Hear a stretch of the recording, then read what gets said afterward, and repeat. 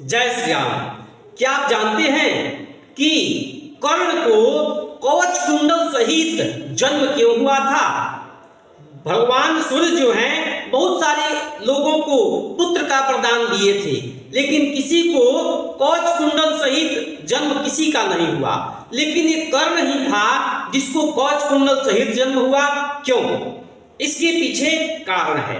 पीछे हम जाते हैं और जानते हैं इसका कारण क्या है। एक सहस्त्रकवची नाम का राक्षस था। वह बहुत ही तपस्या करके भगवान ब्रह्मा को प्रसन्न किया और प्रसन्न करने के बाद सहस्त्रकवची अर्थात 1000 कवच का वरदान लिया और वरदान लेकर के वह घमंडी हो गया और लड़ने लगा।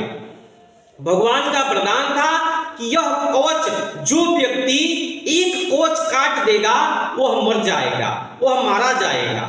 इसके चलते कोई भी व्यक्ति उस सहस्त्रकवची के पास लड़ाई करने के लिए, झगड़ा करने के लिए, युद्ध करने के लिए नहीं जाता था।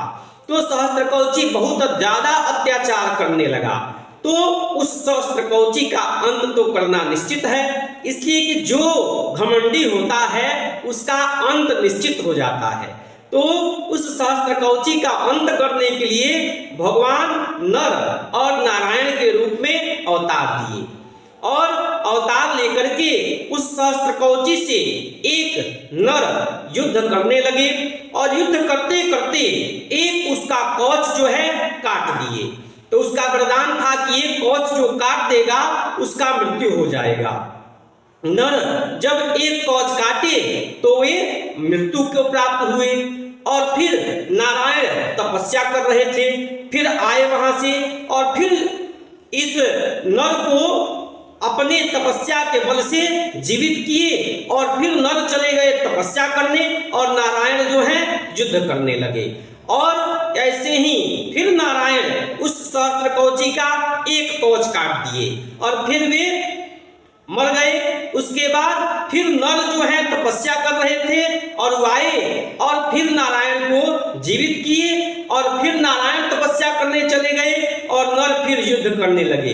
ऐसे ही ये नर और नारायण लगातार उस सहस्त्रकवची का सब कवच काट दिए और सहस्त्रकवची का जब सब कवच कट गया, मात्र एक कवच बचा हुआ था, तो सहस्त्रकवची समझा कि अब मैं मारा जाऊंगा, क्योंकि 999 कवच जब ये लोग काट दिए और अब एक कवच बचा हुआ है तो अब मैं मारा जाऊंगा। तो सहस्त्रकवची वहां से भागते हुए सूर्य के पास जाकर के सूर्य के समीप वहां पे छिप गया। फिर नर वहां पे पहुंचे और जाकर के कहे कि तुम जो है इस लोक में रहने लायक नहीं हो, इसलिए तुम बहुत ज्यादा अत्याचार कर दिया है। तो सहस्त्रकवची वहां पे क्षमा मांगा और सूर्य नारायण भी उसका रक्षा किए और सूर्य नारायण उसको अपने पास रख लिए।